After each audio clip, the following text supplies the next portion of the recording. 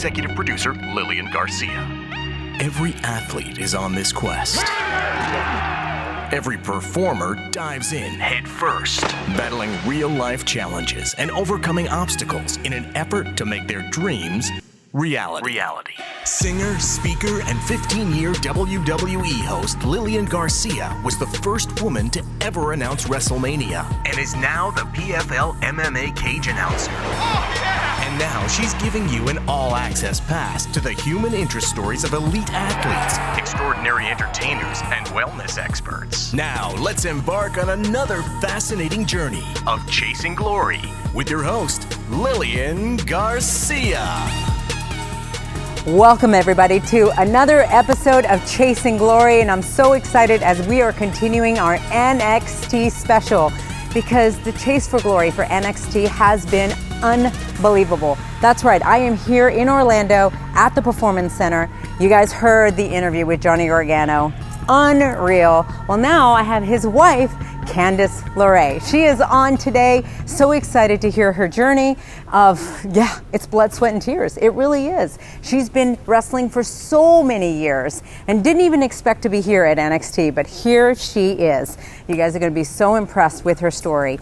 Make sure that you can actually watch the show if you want on youtube.com/Lillian Garcia. Also, you can listen to the show wherever you get your podcast, and make sure you follow the show at Chasing Glory Podcast on Instagram, at Lillian Garcia on Instagram and Twitter, and of course, Lillian Garcia official fan page. So as I show you, this is the Performance Center. This is where it all happens. So exciting.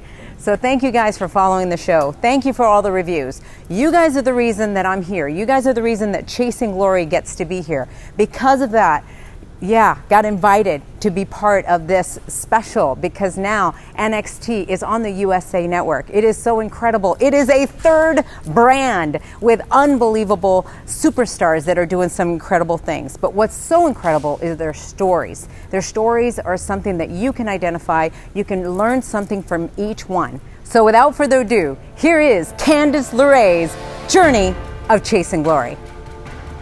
Candice LeRae became infatuated at a young age with professional wrestling. At a family get-together, she was exposed to wrestling after watching Hulk Hogan take on Bad News Brown, but it wasn't until she saw the Macho Man Randy Savage where she knew she had to become a professional wrestler.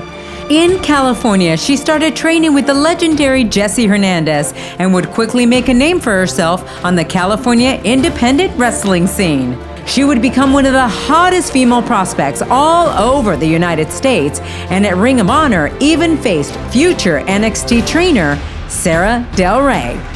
Although Candice was one of the most sought-after wrestling talents in the entire nation, it was her intergender and mixed tag team matches that showed everyone how tough she was.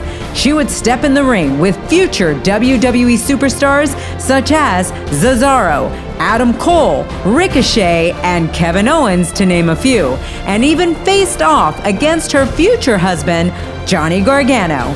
She would team with Joey Ryan and gained massive popularity with their memorable, hard-hitting matches, and even won the PWG Tag Team Championships, making her the only female to win a title in that promotion. The team competed all over the world, but she would also keep achieving individual accomplishments, wrestling for top promotions such as Shimmer and Women's Superstars Uncensored. Although she would make sporadic appearances for the WWE, she started to gain traction for the promotion when she was announced for the first ever Mae Young Classic and impressed the WWE Universe before getting eliminated in the quarterfinals by Shayna Baszler. Months later, she would sign a full-time contract with the WWE, where she added a dynamic element to the NXT Women's Division. Candice competed in her first ever Royal Rumble match in 2019, lasting nearly 10 minutes, and also competed in the second ever WrestleMania Women's Battle Royal. When she's not wrestling, she's spending her time with her husband, Johnny Gargano, as well as being a Disney fanatic and a fan of the Anaheim Ducks hockey team. She made her WWE 2K debut in the latest installment, which was another dream come true. And with her recent instant classic match at NXT TakeOver Toronto, it will only get better from here. Get fired up, cause it's about to get real, raw, and inspiring with Candice LeRae. And here we are. Woo, I'm so excited. I got Candice LeRae. I'm so excited to have you on Chasing Glory. I'm excited too. I will try to be as entertaining as I can be for you. Stop. This is not a show. Yeah, but I mean, you're talking to me, so I don't want to be boring. You're not going to be boring. You're not going to be boring. Your story's already fascinating. Thank It's you. awesome. All right, we have something I'm going to tell you right at the get-go. So I loved it. As I was doing the research, all of a sudden I see, born in Winnipeg, Canada. Right? Oh, no. No? No. Is somebody saying that? What's going on? Okay, I'm glad you brought this up because I'm not. Okay. So when I first started wrestling, the promoter that I was wrestling for told me that I could not be a bad guy. Insisted that there was no way. Okay. But they had good guys, so they needed a bad guy. Okay. And the solution to this was that I be from Canada. But you're not Canadian. I'm not Canadian. I know. I feel like I break people's hearts every single time, but I'm glad you brought this up because people swear that I'm born in Canada. Yeah. And it breaks my heart because I love Canada. And actually, I picked Winnipeg because most of my favorite wrestlers were from Winnipeg. Yes, Chris Jericho. Yes, and I was like, that's where I'm going to be from. And so I just embodied all those people while I was wrestling because the promoter told me, he goes, you look too nice. There's no way people are going to boo you. Right. There's no way. Oh my God. And so every time, I feel so bad because it's I've met a few other Canadian wrestlers oh, you're from, I'm not though. I was born and raised in Riverside, California. Oh my God. whole life. Yeah. And I actually use this to tell my nieces because when they're doing research for school, they just tell me, I just went online and I went on Wikipedia or went on this and that, and they're like, it says online that that's where you're born. And I was like, or they say they do research online, but I tell them well, go to Wikipedia. Mm-hmm. Or a lot of actually other wrestling websites, and it'll say that I'm born in Canada. I was like, but you guys know, and Candice is not born and raised. All right, so we got to get that Wikipedia fixed right now. That's crazy that was right off the bat. And I've actually secretly tried to fix it myself. Yeah? Because I was I feel guilt at this stage of my life. You couldn't fix it? I did. But other people were like, nope, that's wrong. We know. And I'm All right. no. Chasing Glory is fixing it right now. It is with your word that it is in Riverside, California. We got to get that fixed ASAP. I wish I could say that there was Canadian in me, but I just recently actually did my 23andMe, and I am not at all. I had hope because my mom's side of the family is from Minnesota, and I was like, ooh, close.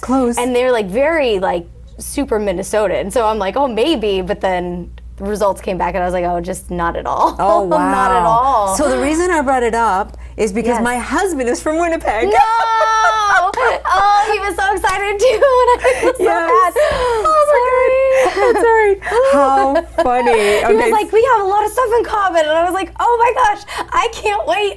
No. And then you find this out. I'm so sorry. That's okay. Oh my God, how funny. So I told him too, when I was sitting there doing the research and I came to the other room and I went, babe, oh my God, she's from Winnipeg. He goes, what? It's like my sister. No, it's okay. so sad. Well, we're going to so make it up with sad. this because you and Johnny Organo, you guys are a couple. People know this. But you were both married in Disneyland. Yes. Right? Okay, yes. Well, my husband and I were married in Disney World. No way! Another Disney buff. Yes. We are Disney Where did fanatics. you do it? So we did it here in Disney World in Orlando. So they had this big, we were going to do it in Spain. So I was actually raised in Madrid. Oh my It didn't work gosh. out where we could do it there. There's a long story there, but so I went online going, okay, well, where do we get married in the Yeah. States? So I went on for the top 10 places. Number 1 was Vegas. I'm like, no, we're not doing that. No offense to Vegas, but not doing that. Not really want. Even if you do a nice wedding in Vegas, Yeah. people still assume if you got married in Vegas that it just was yeah, the I know, Renee, stereotypical drunk Vegas. and- yeah, exactly. So I was like, not doing it. Number 2 was Disneyland or Disney. Yeah. And so I was like, oh wow, I wonder what a wedding like there seems. And we Yeah. love Disney. Yes. We're 2 kids, so we love it.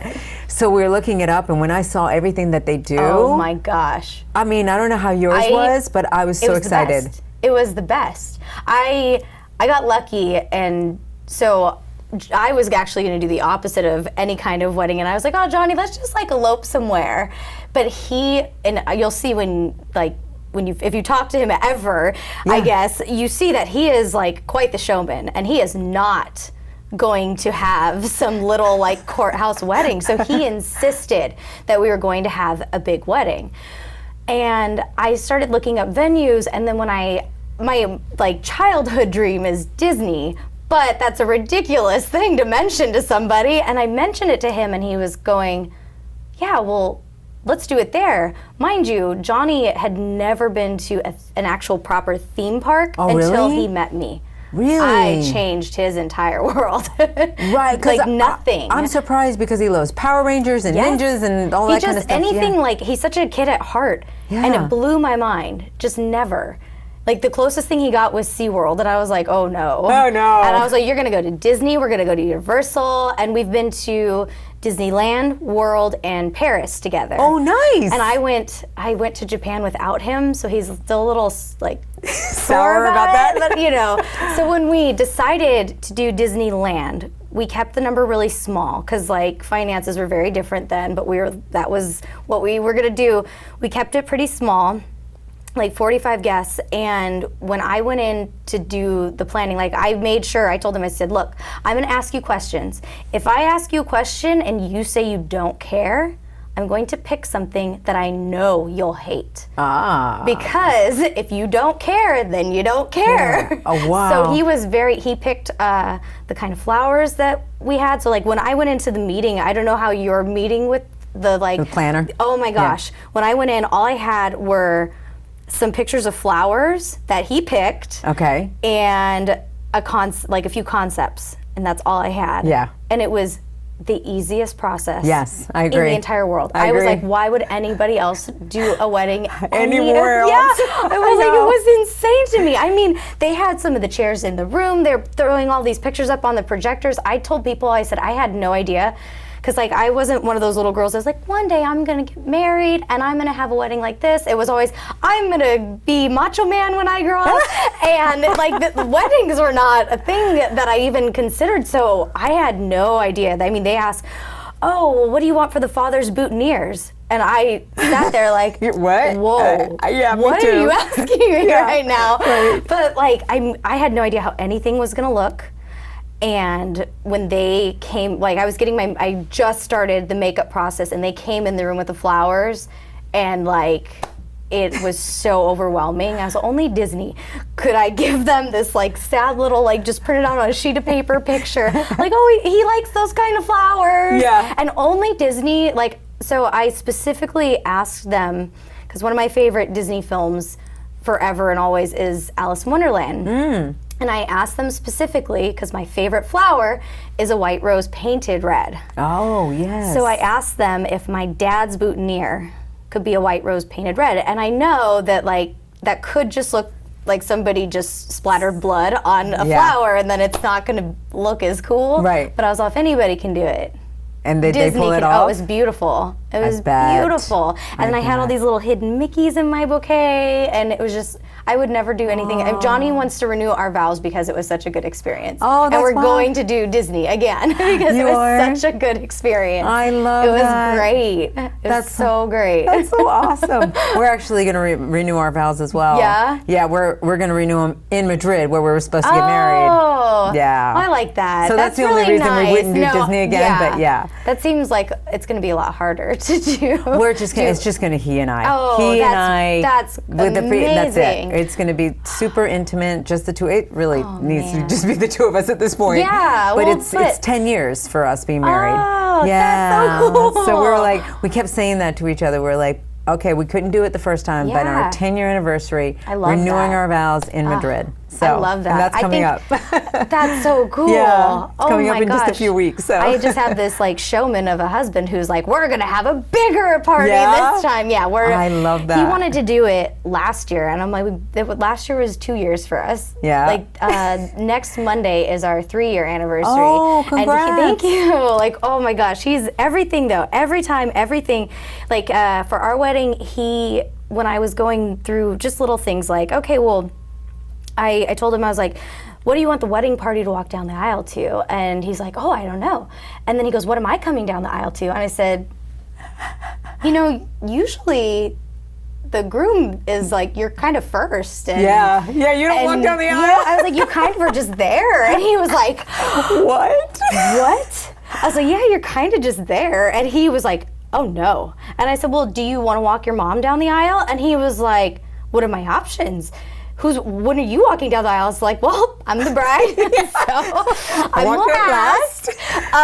And he's like, what song are you coming down to? So I chose to have these tassels on my bouquet. Yeah. And I found a very nice like piano version of Pomp and Circumstance. So Okay. I was Macho Man when I came down the aisle.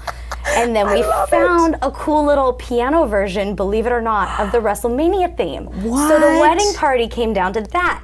And then he goes, well, what am I gonna come down to? And I need my own entrance. Yeah. And I'm like, okay, you can have your own entrance. But I don't know what you're gonna use. He goes, I'm gonna come down to Sexy Boy. And I was all, look, man, everybody's coming down to these nice piano versions, and I'm Yeah. not against this, but I'm pretty sure a piano version of that doesn't exist. Well, It does. It absolutely Oh my God, does. so Shawn Michaels was there, but not really there. Yes. And so I had to hide in this room down this long hallway with my dad. And I told him the deal breaker was he couldn't be right before me. My maid of honor, who's my best friend, my soulmate, my cousin, I was like, she's coming before me. Yeah. Like, that's it. Yeah. Like, you can have your own entrance, but you can't come out right before me. He's like, okay. But he came out after the wedding party, and he came out by himself, and he goes down the aisle, and he's like, he's dancing and stuff. And I have these cute little pictures of him dancing. Then my dad and I had to run down this hallway because it's 'cause this you took long pictures. walk, Yeah, yeah. and we had to wait because it was him. And then once he was down the aisle, it stopped. Then Macho Man's theme started. My cousin went, and then my dad and I had to be there, Yeah. and he couldn't see me, so we're like running down this Wow. aisle, like And then like after the wedding, we're all huddled together, getting ready to do our like pictures, and he goes, "My entrance was really weird," and I was like, "What do you mean your entrance was weird?" He goes, "I don't know. Everybody just kind of sat there and looked at me." He wanted the whole standing ovation. He thought people were gonna be like cheering for him my on God. his wedding day. Well, probably because they're in shock that the groom is even coming down the aisle. I was like, what did you think was gonna happen? He's like, I was dancing and everything, and they just sat there and Oh my stared at me. God. I was like, oh That's so- no. So we've decided that when we do renew our vows, we have to have signs for people to pick up and let them be very aware that when he is coming down the aisle, they go need to be as crazy. rowdy as possible. I love it. He might be the only groom to have ever gone down the aisle. Yeah, maybe. 'Cause I've never heard of it. Insisted. I love that. Which I was all on board. I was like a firm believer, and it's not like the day is not about the bride. It's about the two families coming together. I mean, that's the whole point of Yeah. a wedding to begin with. Right. Is these two families are becoming one big family. Yeah. And so I was like, it's our day. And I kind of liked that we were so intimate with everybody because it really gave that like family get together type vibe. Yeah. The mistake we did make though, which it's not a mistake, but it was because it added more stress, was that we did 2 parties for all of the friends and family, because I'm from Riverside, California, and we got married at Disneyland in California, had a party the next day. Okay. Then we flew to Cleveland, and the following weekend, he had his last indie match Okay. And then, which he wrestled me, and then it became a tag match with us versus 2 other people. Okay. And then we did that, then the next day had another party. So it was just crazy hectic. And then, like 2 weeks later, we moved here Wow. to the Performance Center. We didn't even do a honeymoon. We were like, let's just go. But he always jokes that because we came here, and I was not under contract at the time, but his joke was that he was bringing me to Orlando by Disney World, so it was like an extended honeymoon. Yeah, okay, because you went to Disney World, yeah. Which Oh I'm my like, God. okay. Like, I mean, Disney World, like Orlando here is so much closer to a Disney park than Cleveland is. Yeah, so. yeah. Do you guys want to eventually go on a honeymoon? Have you talked about that? So we ended up doing like a little kind of sort of honeymoon. Okay. Because he's not really, so he doesn't drink, which I love that he doesn't drink. Yeah. He's never, like, he's super straight edge in like the best way possible. So like going on, I mean, a lot of people go on cruises, they'll go do this, they'll go do that, but he's not a drinker. Right. So I'm not gonna take him and like pull him around to all these bars and be around a lot of rowdy people, and Yeah. he's kind of introverted, actually. Oh. Believe it Can't wait. or not. So I want to be real with everybody in the fact that we're here at the Performance Center and I'm Yes. recording this. Your episode's actually going to air after his, but I Yes. haven't interviewed him yet. Yes. So He'll be it's- great when you're sitting here talking to him, but But other than that, so do you know Yeah. Seth Rollins is that way? really? Stone Cold Steve Austin is that way. What? Batista is that way. Wow. So doing these interviews, I have found how introverted some Yeah. wrestlers are, and they say that actually wrestling saved them and brought Yeah. them out of their shell. Yeah. So I can't wait to talk to Johnny Well, about that. That's great. And the thing is that like, like the both of us we're kind of like, we've always been kind of shy. You too? Yeah, yeah. Okay, Yeah. I'm not as crazy. introverted. Like if we're out and people are like trying to talk to us, like strangers in real life are trying to talk to us, I'll have a conversation with them. Okay. Johnny will is not. like, so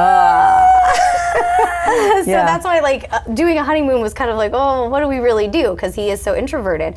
Like I think that just because we both were, like I was the shy little scrawny band geek and he was like the kind of chubby, like doesn't really talk to anybody kid. So I mean, and when we were kids growing up, liking wrestling wasn't really cool. Yeah. So Yeah. like I remember being in like first grade and a group of like, I wanted to be like fit in with the girls, but I was a tomboy when I was growing up. I had 2 brothers, no sisters. Ah. My mom was one of 2 girls out of 7 children. Wow. So like my mom and my aunt aren't really girly girls. My dad only has 1 sister. She's not really a girly girl, so Got it. I just tomboy. Yeah. So I used to be even embarrassed because I got made fun of for being good at sports, and I got made fun of for liking wrestling, so I stopped talking about wrestling. Ah. I was like really on the down low with it, and then I wouldn't even try when it was like, when everybody was playing sports, I would just pretend that I didn't. I was playing Little League baseball, but if we were playing baseball at school, I was like, Like you wouldn't try to be oh good at it. no. Because you got No. picked on. Oh yeah, of course, yeah. It was like not what girls did. Yeah. I like that we're in a day and age now because, especially I have only nieces, biological. I do have some bonus nephews Mm-hmm. now, but my 2 brothers only have girls. Oh, wow. Like their own girls. My older brother has 3 girls. He decided to stop after that because he was like, there's no way, I'm already outnumbered. We're Yeah. not going to take any more chances. And then my younger brother just had a little girl too. So I have these nieces now that really put a lot into perspective for me and have kind of fueled me through, I mean, getting here in general. Because I was like, I can't, especially once they came into my life, I was like, I can't just give up on my like childhood 6-year-old me dream. I have to see this through. I have to at least try. I can't just Because stop. that whole phrase of if you really want it, go for Yeah. it, right? You start hearing yourself and you're like, wait, but what I really want is wrestling Yeah. and I'm not going for it. Yeah. So when did that hit you? I want to say probably around the time that my first niece was born. And how long ago was that? She's 13 now. Okay. So 13. So wait, so how old were you then? Oh my gosh. Oh my God, math. I'm turning 34 this year. Okay. So I'm doing the same thing. Oh, but 34, that'd be 24. That'd be 21. Yeah. Around 21. Yeah. And it was such an eye-opener because I started noticing it when she kind of started to form her little personality, and she was so attached to me. And I mean, I was living with my brother and his wife at the time when she was, like, she and her sister when they were really little, and my 13-year-old niece would climb out of her crib in the middle of the night, walk down to my room and hop in bed with me because she just was so attached to me. And it sank in. I have to be a better person, just across the board. Not that I was a horrible person, but I was like, I have to be the best version of myself, if not for me, then for her. Yeah. Because I need her to know that she can do anything and everything she wants to do. And if I give up on anything now, then, like, what does that teach her? Mm-hmm. It's like, my nieces have just really changed my life. And my brother, my older brother, actually, no, my sister-in-law, we didn't tell my older brother. I told my parents when I got to be a part of the Royal Rumble this year. And I told my parents, obviously, because I wanted them to be there. They were going to be in town anyway for TakeOver, and I was like, can you guys stay an extra day? Yeah. And my mom was all, oh! does this mean? Yeah. And I was like, okay, yeah. So the company keeps trying to do things to, like, catch me crying, but I'm really good at just, like, I'm a rock. You're not going to get me Why to do cry. they want to catch you crying? I think that we do a lot of, like, real footage, and a lot of them can, like, find the thing that, like, really, like, shows people's true emotions. But I don't know what it is, but I'm very guarded, and I don't, unless it's happiness, I don't like to just let those emotions out. It's like, it must be something from, like, my past where I just don't like to put it all on the table. So you have to, like, really know how to, like, get some tears out of me. But, like, my brother's wife, my sister-in-law, she was recording because my mom told her, she goes, hey, she waited till, like, the Royal Rumble was happening, and she said, hey, you might want to, like, start recording, you know, like, at some point, and, like, she just kind of, like, let her know what was going on. And then so she has a really great reaction, like, actual natural, like, reaction Seeing you on the TV. from my nieces seeing me come out. And it, like, I'm so glad there were not cameras on me when I got that video, because it, like, got me. I was like, oh my gosh, because so many things happen. Even when they told us here, I was like, okay, but something's gonna change. I'm always like, there's no way. Everything. Even when the first time I came in, they said, hey, do you want to work here? I'm like, you guys are just, you're kidding. Like, Why you're is kidding. Have there been stuff that have been pulled from under you? It's just that, like, I kind of felt like I shot myself in the foot a little bit on the independents, because I was doing a style of wrestling that's not necessarily, like, accepted by everybody. Not that it was bad, but I was a woman wrestling men, and that's not for everybody. And I totally understand both sides of the story here, but I found what I was doing was inspiring and helping other people. I mean, I had men and women coming up to me at shows, like, almost in tears, telling me that my wrestling empowered them to get out of horrible situations. And so I do understand, like, a company here maybe not wanting to promote the violence between opposite genders. And I do understand people's take on, but that, you know, supports domestic violence. But I always viewed it as, I'm a woman who's putting myself in this situation. I'm asking for this. I want to be treated as an equal competitor. I'm putting myself in this scenario because I want to empower myself. And I think I found that a lot of people found so much good in that. And I worried, because I did understand that the company, like WWE, you know, they can't necessarily promote that, and I understand the reason for it, but I didn't know if they wanted to sign somebody I was the poster child for intergender wrestling on the independents, and I'm like, do they want, if you look me up, some of the pictures that come up are like, oh, she's her face is literally covered in blood, and like, is that what this company wants to represent? And I'm like, yes, this is my childhood dream, but I started to realize on the indies that what I was standing for was so much bigger and meant it was impacting so many people, and even my nieces, because my one niece was playing baseball around the time, and she told me that, you know, the guys were picking on her because she was a girl. She's like, but my Aunt Candace wrestles boys, and she beats them sometimes, so I know that I can beat the guys too. Wow. Yeah, so it's crazy. How does that make you feel? Amazing. The fact that you're impacting them like that. Amazing. Like, they should feel empowered, and like, they shouldn't feel limited because of gender. And they shouldn't feel like they can't do something just because people are telling them they can't do it. I've had plenty of people tell me that I can't do something, but I don't know, I just always kind of say, okay. And I'm very stubborn, so I'm like, okay, that's what you think, but you're wrong. And I'm gonna show you why you're wrong. I won't tell you why you're wrong, I'll just show you. Show you. I love that, because there's a lot of people that can speak it, but they can't back it up. Yeah. Yeah. When you got into that intergender, I mean, was it one of those things you're like, this is what I'm gonna do? Or did it come naturally somehow? When I started training to be a wrestler, there weren't a lot of women around, and I a lot of times had to just train with the boys. And I started to get upset because I'd find that you would get in the ring with them, and like, the way I was raised my whole life by my cousins, by my dad, like, if I wanted to do these things with boys, because I played Little League Baseball, I demanded that I was not going to play softball. I told my dad, I'm going to play baseball. I want to play with the boys, I'm gonna play with the boys. And my dad would put me through all the same drills as my brothers.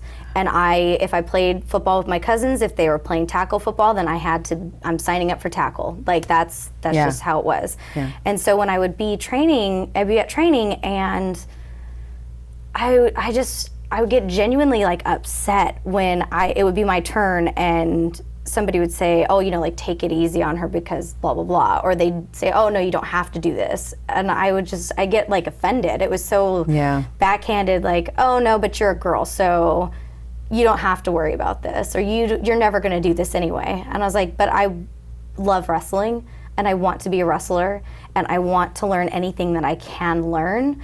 So, and then every so often you would get the guy that was just trying to prove a point, and they were a little like harder on you. And again, I'm very stubborn. So I didn't let them know that they hurt me, and I would just suck it up and be like, cool, thank you, and just keep Where did going. that come from?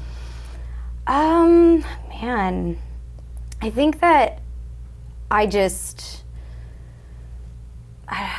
not one of those people that likes to, it's like I was saying earlier, I want to show you, and I felt like if somebody is trying to prove a point, I'm very stubborn in that, like, you're not going to tell me I can't do this, especially if it's something that I love. Like, you don't get to tell me that because I'm a girl, I can't do something. But do you know where that all came from? Like, was there something early on that? I just think that it was because my parents always treated me equal to my brothers. I never felt like I was different. Like, I was my dad's only daughter, and so he was protective of me. But if there's, you know, if my cousins are all together and I'm the only girl and they're gonna go play a game and it's a sport, like they're gonna go play baseball. Oh, well, I'm a girl, I have nobody to play with, I wanna play with them. If I wanna play with them, I have to play by their rules. And like, little kids they're mean, especially when you're all cousins, like they're mean. So I feel like I'm like. So how did you turn it though, from the fact that you said that you didn't want to be in sports because you were made fun of for being a tomboy, to then saying, Dad, I'm only gonna play baseball, I'm not playing softball. Like, where did that? I think it's just like at home and in my personal life, I felt like I could do those things because I wouldn't, like, Little League Baseball I was doing, but I wouldn't talk about it with like my school friends because my school friends were girls and they would never be at the ball field anyway, so they would Right. never know. It was like this secret life that I had. Because I played every sport with my cousins. Like if I was hanging out with my cousins, we were playing baseball, basketball, hockey, football, everything. Like and I was always like, yep, let's go. Like I did all of that with them. I did climb fences, climb trees, ride bikes. I did all of that. I was like a tomboy at home, but at school I felt like I had to be a girl and fit in with my girlfriends, and it was always so hard because even my parents, they'd get hand-me-downs, but they're all boy hand-me-downs, and I like the boy hand-me-downs, but I'm a girl, so when I go to school I have to wear dresses. And you didn't like wearing dresses. I didn't like wearing So you were literally living a double life. Yeah. Was it stressful? Like, did you Yeah. think, oh my God, what if they find out? Yeah, because there was one time, I will never forget it. I was in middle school, and middle school was the most awkward time of my entire life. Of everyone's life. and like in school, I couldn't hide because I was a band geek, which is extra bonus. What'd you Like play? flute. Okay, Yeah. okay. So like now, on top of being this super awkward, uncomfortable in her own skin girl who like lives this other life at home, like I am a band geek and just like I think it was like it was one point during 7th grade where I begged my mom to take me to the store to get some different clothes because I was still wearing like kids clothes and all the girls in school are wearing like teenager girl clothes. Right. And I'm like, but I'm so little. My mom's going, but you're not gonna fit. It's not that, because my parents both, like their work ethic is like instilled in me. Like Yeah. they both, I remember my parents, juggling us kids back and forth, like my mom working a graveyard shift and then coming home, taking us to school while my dad was at work, and then she'd sleep during the day while we were at school, go pick us up, take another nap, make us dinner. Like they worked so hard for us. And then so them doing things like, okay, if you need clothes and it's gonna make you feel better, we'll do it. And they would figure out a way. My parents always figured out a way for us kids. So my mom took me to the store and I bought some little bit, like I was able to find clothes that fit me but were like more mature. And then at the time, those like platform shoes were like in, and I was like, I'm gonna wear platform shoes too. And she's like, are you sure? Like you should probably practice. I was like, no, I'm gonna do it. Well, in middle school, I weighed maybe 80 pounds if I was if lucky, and we had to carry our books all on our backpacks because we did not have lockers, because SoCal children are irresponsible and cannot have lockers, I guess. Okay. So we had to carry all of our books from class to class to class. And I had probably like 30, 40 pounds of books in this backpack. And I carried around, never complained. I was like, it's fine. But on this particular day, in my platform shoes that I insisted on having, and my nice new outfit that I insisted on having, we had a lot of hills and a lot of asphalt in the school. And I was walking down this little hill, and my book bag had my momentum a little too far forward, and so I fell. And since I was wearing a skirt, my knees were exposed, and I skinned my knees. I like caught myself and like popped right back up, and I was like, oh my God, I hope nobody saw. Of course, like the cutest boy in 8th grade saw, but luckily he was nice. And he's like, oh my gosh, are you okay? And he tried to help me. I was like, I'm fine. But I'm so insecure with myself, so embarrassed that I just make a beeline to where it's the end of the day. So I'm like, I just got to get to the van. My mom's gonna pick me up. I just got to get there. So I'm like making a beeline to her, and kids start to like look at me, and I'm going, oh my gosh, like what are they looking at? And I'm walking, and this one kid stops me for a second and goes, hey, do you know your knees are bleeding? Oh, wow. And I was like, yeah, no, it's fine. And like I just had blood running down my shins. Oh, and wow. I was so mortified though, and embarrassed that I just fallen in front of half the school. Right. I need to get to the car, and I get in and I close the door, and I'm sitting there and I like lean back into the seat. I buckle up, and my mom is just like, what happened?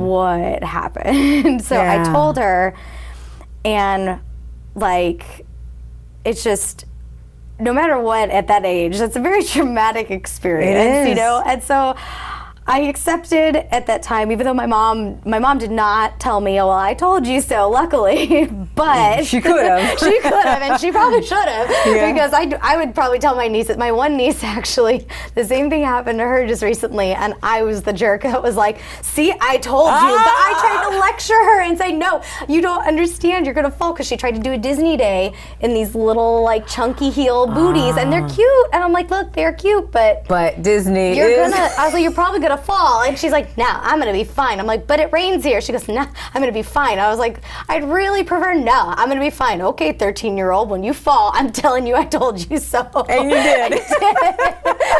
So, but to be fair, she was embarrassed but knew. And she looked Yeah. at me, she goes, okay, that's one. I was like, okay. That's okay. awesome. Yeah. Like, she accepted that she shouldn't have done it. But like, yeah, I realized after falling to the asphalt and my knees bleeding like that, I was like, maybe I just need to accept that some things are not for me.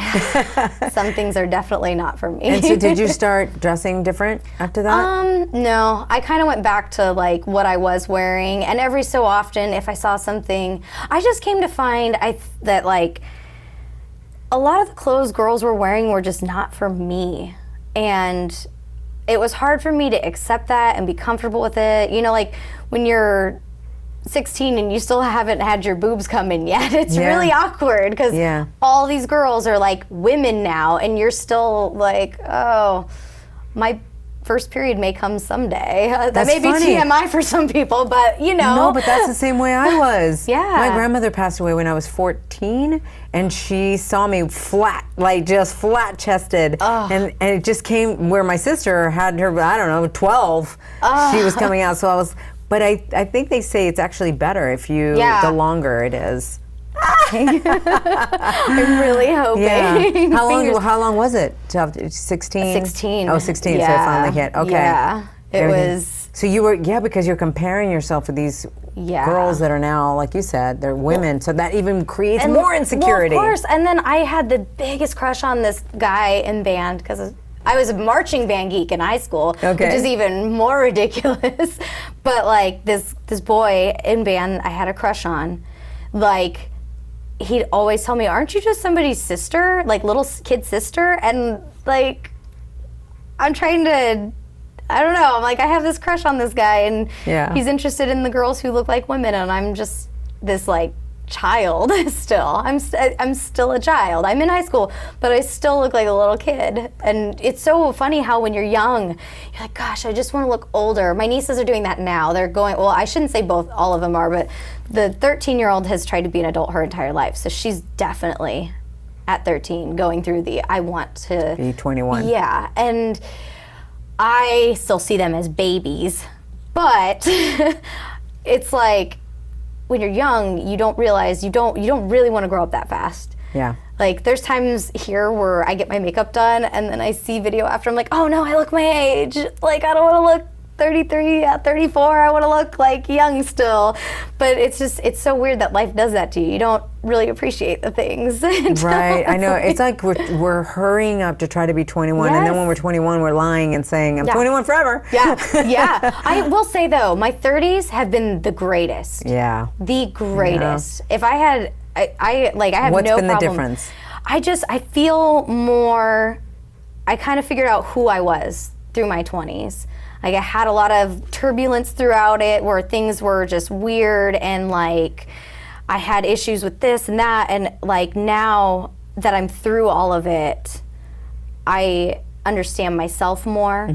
And I think that through that time figuring everything out, because I actually used to think that if the time to be here ever came, it would never, like it'd be too late. Like I was gonna just miss my opportunity here to be here. And then I thought, you know, like, man, if the day ever comes, like, it's gonna be too late for me. It's gonna be too late. But now being here, it's weird the way life works because now I'm going, oh no, this is Perfect perfect. Everything. Well, because you got through. Well, can Yeah. you share some of the weird stuff that you got through? So I dated a guy for a while who, because I got in the trend of dating wrestlers, which they tell you not to do, which I will say that through a lot of the men that were wrestlers that I happened to like have a relationship with, I don't think any of them were necessarily the bad stereotypical people that everybody, the reason they tell you not to date a wrestler, I never had that be the issue.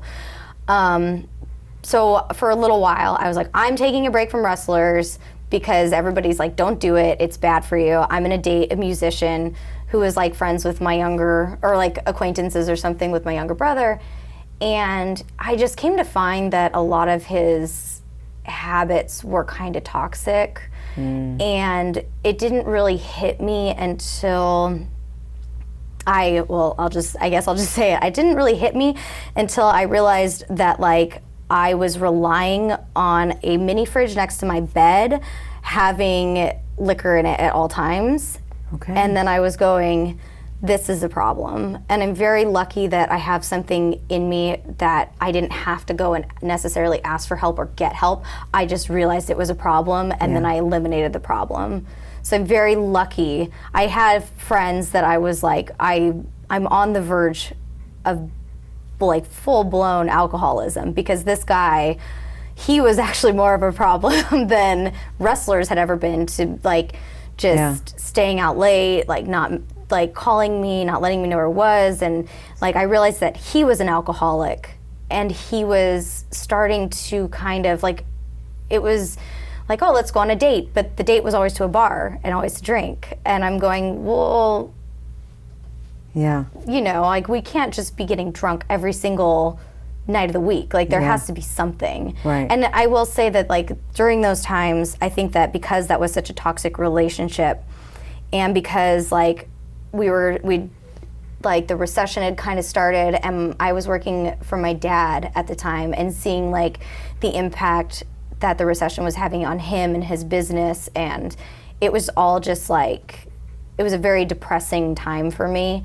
And I mean, the guy that I was with, I felt like I had to like dress a certain way, and I had to do certain things, and like, I mean, I wear, you know, bras that make me look a little fuller than I am when I'm wrestling, but with that guy, I was wearing like 2 bras on a daily basis, and that was that's what he wanted. Yeah, and I just don't have that. Right. But I thought that like I needed to be that, and then things like he liked girls. I'm blonde. I was born blonde, like white hair. Now it's a little like my roots are like the color my hair is. This is all bleached, but like I was born a blonde, and like he wasn't really into blondes, so I don't know why I was up on his radar, but he would always talk about how like in front of me how attractive some of these other girls were with their darker hair. Wow. And like one time I had done like a darker, almost kind of brownish color that faded because I'm blonde, and the sun was just like, nope, just kidding. Right. And then I tried to do it again, and it like dyed my hair black, like black, and then I have blonde eyebrows, so that was a whole process. Wow. And then like, And did he like you when you well, were... Okay. well, the first night I went on a date with this guy, we were in the bar, which I think this is the only reason he kept me, but we were in a bar, and he went to the bathroom, and when he came out, these guys were trying to have me go over to their table. And so like, I think that he was like, okay, wait, no, she's actually here with me. And so I wasn't going to go to the table, but Right. the fact that people It were was a talking to me, it challenge. was threatening to him. So he's like, oh no. And then a lot of his friends would compliment me and like to him. And so I think he just kind of kept me around, but he was talking to other people. Yeah. And so it was just like very hard for me to like try to kind of figure out that like I wasn't the problem, like he is the problem. Yeah. He has bad habits of like his alcoholism are now affecting me, not just like because he's so toxic to me, like mentally and emotionally, but I'm starting to become an alcoholic, and I don't want to be an alcoholic, and I have these nieces now that I need to like they deserve better than that. Like they shouldn't think that like, oh, I'm depressed and I'm sad, I'm gonna go drink now. Yeah. Like that's not okay. How long was that process that you were in it, first of all? I was in that relationship for a little over a year. Okay, so What was the snapping point that said, I got to get out, and how did you get out? Because there's some people that are in this right now that don't know how to get out, and it's like they just continue this cycle and continue to let that bad habit influence and change who they are. I would think I was lucky that he had moved into where I was, and I think that because I every relationship that I've ever been in where you get to the point where you're like, oh, like this isn't good for me, this isn't right for me, this person is affecting me in such a horrible way.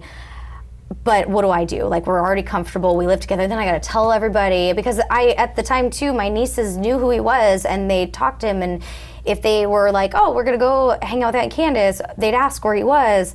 So then like that's another process, that's another, Band-Aid that you have to just, I guess, tear off. And I think that realizing, because I was talking to one of my really good friends, and he knew this guy too. And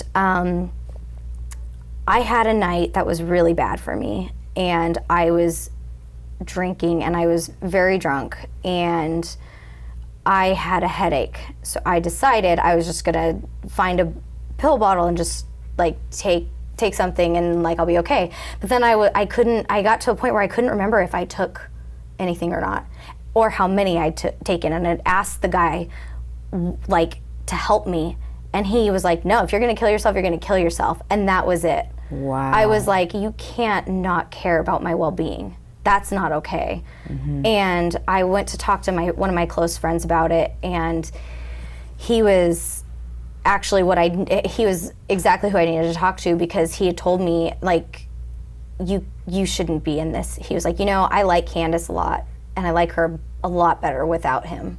And I was like, you're onto something. Because he knew me, like, he actually started wrestling around the time that I did. And so by that point, he'd known me for years. And he's like, you're not even yourself. Were you wrestling during this time? Yeah. And actually, his mom, when he told his mom that I was a wrestler, she'd already decided, like, off the bat that I was, like, a whore.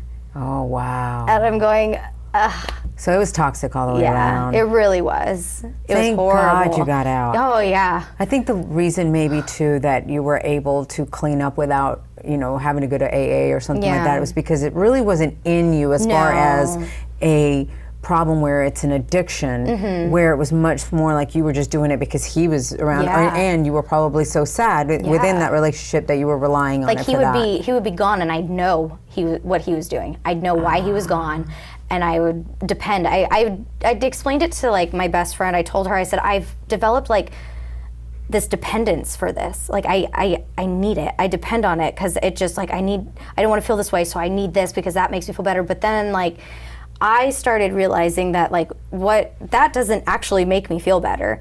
Like spending time with my nieces makes me feel better. Like now, not being with this guy freed up a lot more time for me to be with my nieces, with my cousin, with like I had people that I actually enjoyed being around and made me feel good about being myself. And it's like, man, when you're not yourself, it is horrible. Oh, it's horrible. That's why I always in the podcast saying, remember to always be yourself and trust that it's enough. Yeah. Because when you are, and when you're authentically living who you're supposed to be, it is the most freeing thing ever. Yeah. You can say, you don't have to sit there and try to say a certain thing and this and that, and for who, for what, right?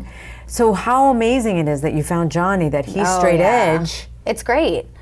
Like I know, like I don't not drink, but I definitely know where my limit is. I know at what point it's like, okay, we're getting to scary zone, so we're not gonna do that. I don't like need to have alcohol in the house at all times. I don't, and like he's always there and he's always got a clear mind. So if it gets to a point where he's like, then, and I feel like he keeps me within my boundaries. Yeah. And I think too, the best part about like our relationship is I've never in my life felt more like myself. It's like, I don't know that like ever in my life I felt more like me than I do with him. And it's like the best feeling. Like and if now you guys get to share this journey together. Yes. That's incredible. Yes. How exciting is it for you that now NXT is on USA Network? It blows my mind. We were just talking about how, like the dog show, like you couldn't see it, like see Raw on USA because the dog show was on. And I'm like, Right. now, like, what is happening? Yeah. Like, it's so weird that, like, my whole life has been just watching. I even told Johnny, I was one of the people who was on, no. I'm on WWF side of this, and like, WCW is nothing. I'm never gonna watch WCW. I'm so WWE, like. Yeah, to the core. Yes. Wow. I told him, I said, there was one time I think I'm gonna maybe turn WCW on because, the dog show's on and I need to watch some wrestling this week. And I went to do it and I was like, oh my God. I can't do this. You felt like you're cheating. I felt like I was cheating. I was like, this is horrible. I know. Like, it's crazy. So stressed. I was like, this is Yeah. not for me. I can't. So, like, to be in, like, still be in NXT, because the thing that makes all of this so special, because, like, being on USA is great. It's so cool. But NXT, like, being a part of something that's new and that's, like, fresh and, like, and the fans this brand, are loving. This brand is like, I had no idea that I could love wrestling more than I already did.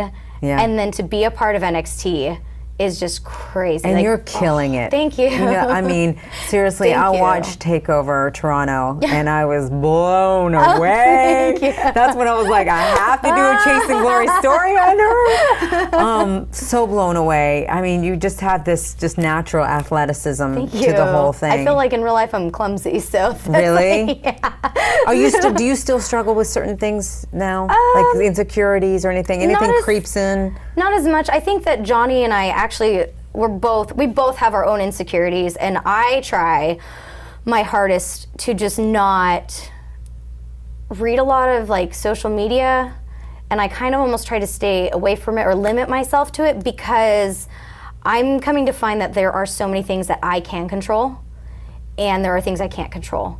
And I have to accept that, not everybody, and I had to learn this lesson through intergender wrestling, not everybody's gonna like what you do. And not everybody has to like me. I'm not asking everybody to like me. Right. But when I'm in the ring, I can control that. Yeah. And I know that when I'm in the ring, I'm not wrestling for myself, I am wrestling for the fans. And they do have a right to not like what I do. That's fine. But I'm still gonna give it my all. I'm not gonna regret it. Yeah. It's like, I'm a human who's just trying to do non-human things. Yeah. Because really, none of us should be doing half the things that we can do, but we can't. It's like, it's actual magic. Like, it's real life magic. Doing it live. It's insane. Oh my God. So I want to take you back to when you were a little girl looking at the picture of your life. Has your chase for glory looked the way you thought it was going to look? I mean, there were some of the downs I probably didn't anticipate, but I don't regret any of them, because with every single down that I've had and with every, like, hard lesson, it's been a lesson, and it's made me better. And I feel like I wouldn't be here today without all of that stuff, so I wouldn't change a single thing, not one single thing. Well, even when you have something down, you can empathize with people, Yes. especially if you've been through it. Yeah. Like this whole thing with alcohol and all, Yeah. you can empathize why Yeah. somebody can go down that road and not be Absolutely. like, what are you doing to yourself? And just Yes. being judgmental, Yes. right? Where obviously somebody's got some painful thing that they're trying to cover up with alcohol or drugs. Yes. And let's get to what is that painful thing? Yes. Can we remove that painful thing? And you Yes. did. Yeah. Luckily you did. Yeah, thank goodness. But I love that do you're sharing your understand. story. I do understand that some people, it's harder. Like, I'm Well, very it's lucky that because I'm in just their genes. stubborn, and I'm like, get out, eliminate that. And I do understand that, like, I do think that having friends there has also just massively helped like, very good close friends, like finding good people in my life. And my nieces have really just fueled a fire. So. Yeah, that's awesome. Thank Oh you. my God, the best of luck to you. I Thank know that you. great things are in the horizon for I you. hope so. Well, fingers crossed. All right, and for everybody that wants to send nice messages on social Nice media, messages. how do they find you on social media? At Candice LeRae on Instagram and Twitter. on Twitter. Great, great. I kept it really easy. Just No, that's perfect. Man, like I said, congratulations. Thank you. Good luck to you, because I'm so I happy know I got to do this. Ah, This me is too, awesome. me I'm like, too. I love it. We didn't even talk more Disney than I thought. I thought it was going to be like, here's all the Disney talk. That's okay. That's all right. No, but you're amazing. I love your story you. and your journey. So thank you. Thank you so much. Chasing Glory with Lillian Garcia. And there you have Candice LeRae's journey of chasing glory. I love her even more now. The fact that she and I even have this Disney thing is so amazing. And now somebody go fix her Wikipedia, okay? Because that's all wrong. All right, thank you guys for following the show. Thank you for being here and for continuing to listen to all of these stories of the different superstars and athletes and entertainers and everybody that is going for that glory. And remember that we are doing NXT for a while. For the next few weeks, we're even having some bonus episodes, like this is the bonus episode for Candice, because it's a very special time for NXT and for WWE. Its own brand. It's on Wednesday nights, every Wednesday night on the USA Network. And so next Monday, okay, I'm going to go ahead and reveal it right now. I know usually I reveal it on Glory Fridays, but I'm going to go ahead and break the rules because we can. So next Monday, the Street Profits are in the house. That's right, prepare yourself as the Street Profits share their own chase for glory. Make sure you guys follow the show at Chasing Glory Podcast on Instagram, at Lillian Garcia on Instagram and Twitter, and watch the show now. As a matter of fact, if you're watching this, you can see the Performance Center, because I am in Orlando sitting on the ring where things happen right here, like so much blood, sweat, and tears. So make sure that you guys tune in, youtube.com/Lillian Garcia, and keep those reviews coming and the 5 stars. Thank you so much, guys. And until next week, go out there and live with much peace, love, and passion. And remember to always be yourself and trust that it's enough. See you guys. Love you. Thanks for joining us here on Chasing Glory from executive producer Lillian Garcia. Don't forget to share this episode with your friends and be sure to subscribe at Apple Podcasts or wherever you get your favorite shows.